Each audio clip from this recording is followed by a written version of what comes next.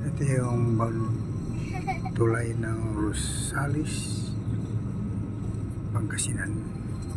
Ganda ng bundok na yun. Wow.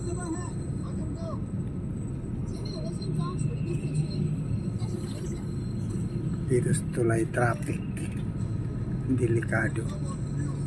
Baka hindi makayanan ng tulay. Bigat ng mga sasakyan. Ayun. Mayroon doon quarry. Inubos na nila yung mga buhangin galing sa bundok. Ito yung Agnor River from Benguet to Pangasinan.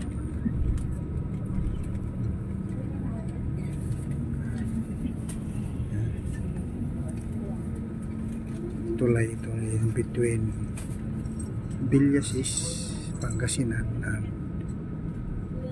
Rosales, Pangasinan.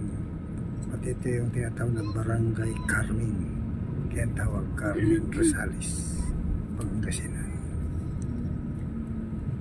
Ayan o, nagkaroon ng ginagawa ng reinforcement.